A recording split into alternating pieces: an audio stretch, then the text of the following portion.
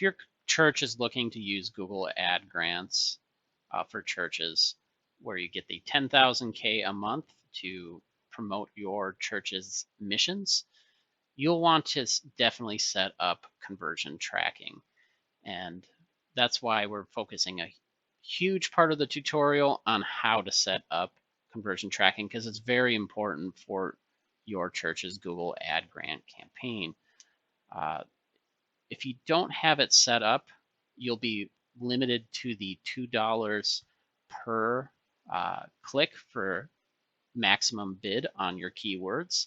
And that's really going to make it hard for you to spend that $10,000 a month.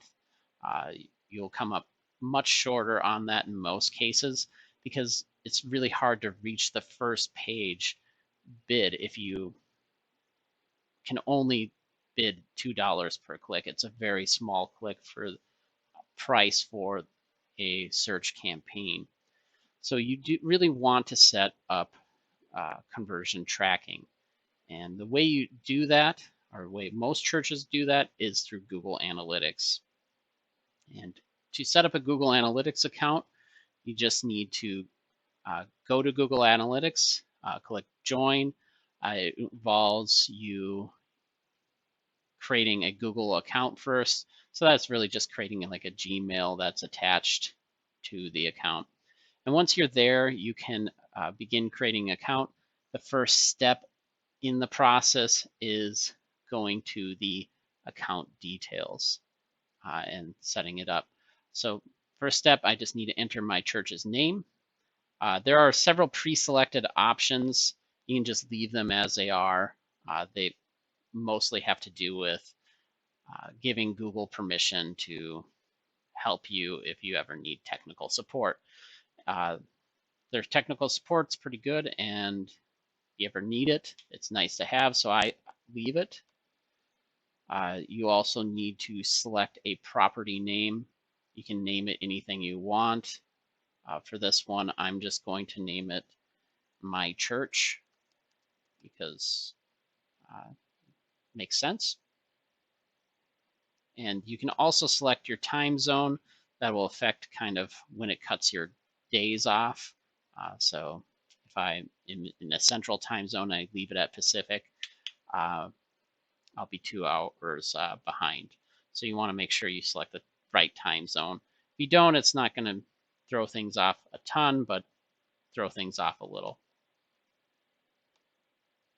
And then you can select just this business or organization information.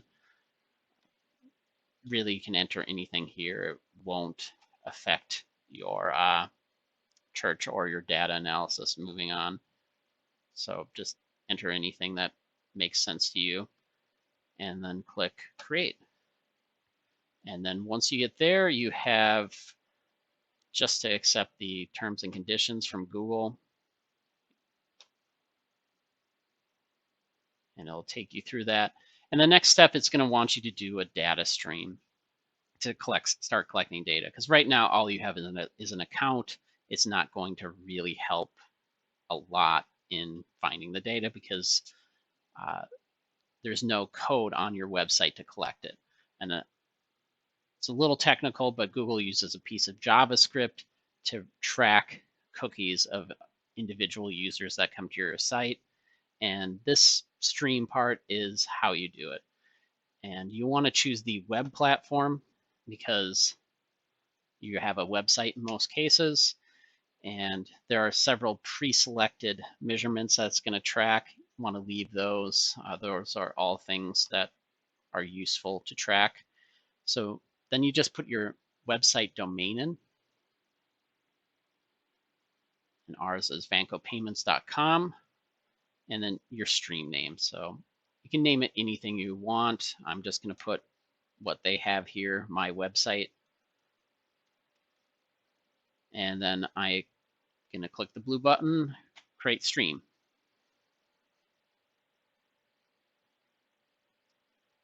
Now that it's created the stream, it's bringing me to the page about the web stream details. And really, it's just, there's a lot on the page, and there's a lot you can do, and it can really go down the rabbit hole with it. But all that really matters is that you get this code on the website.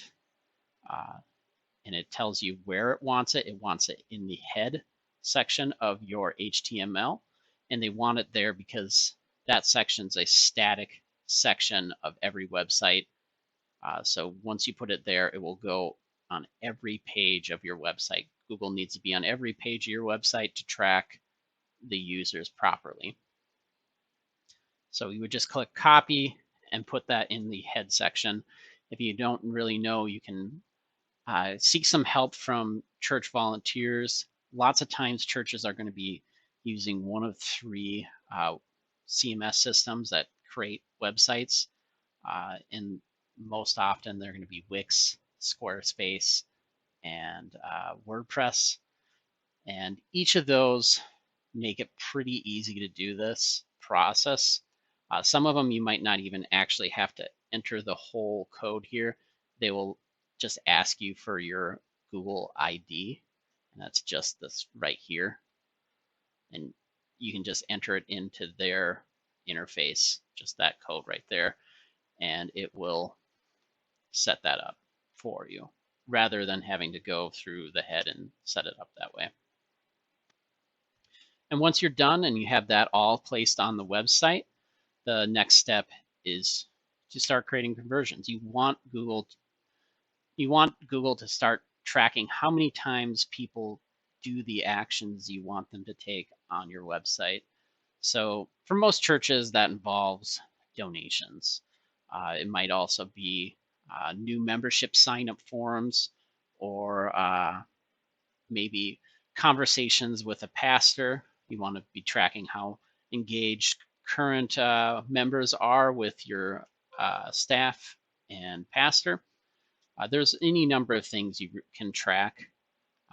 The easiest way to do it, though, is to make sure you're using a destination type goal. When we mention destination type goals, what we're really referring to is thank you pages. And a thank you page just is a page that shows up after somebody fills out a form. So let's say they fill out a donation form, enter their donation in, and you will want to thank the user for doing that because you want to thank them for supporting you.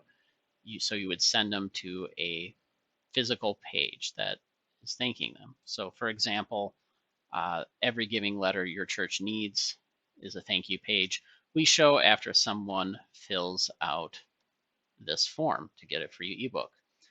That thank you page helps the user get what they need and also be appropriately thanked for it. And it also helps us determine when they actually filled out a form, which is one of our goals.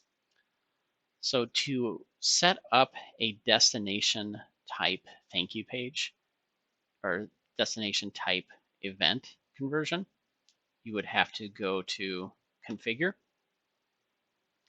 And then once you're there, you want to create an event. We don't have any new events, so we can't modify them.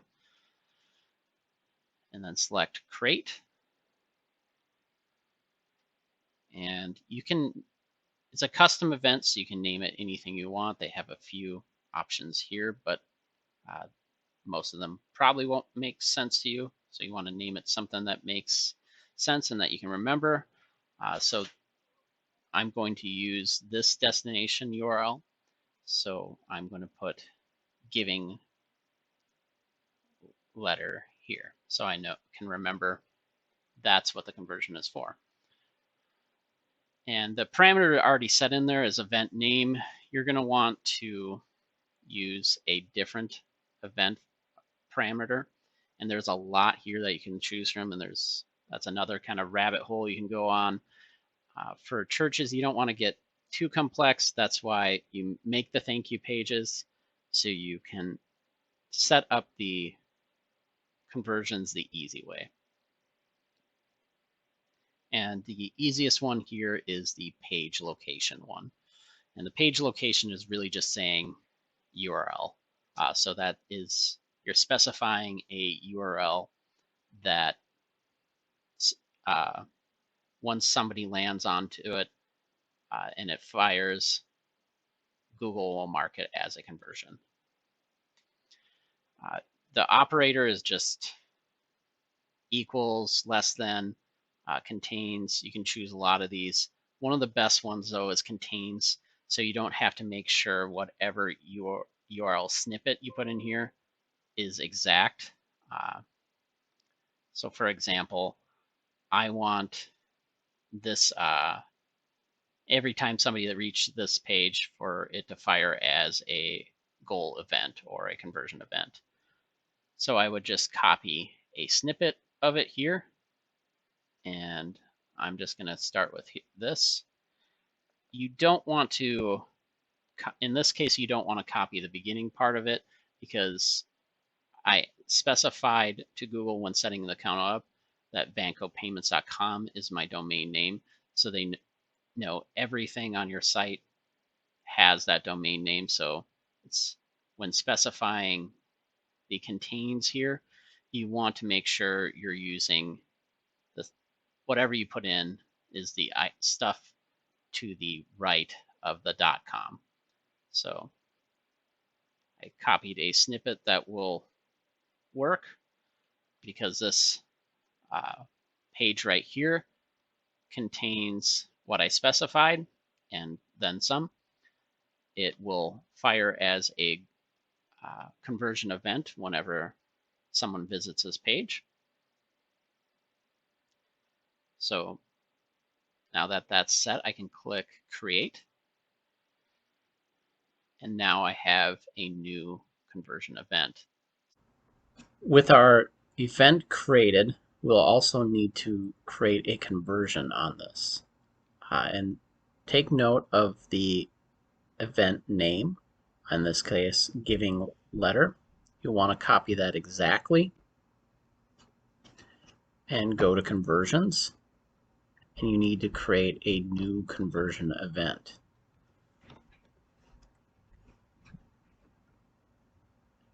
And I copy that in there, and now my new conversion event is all set up.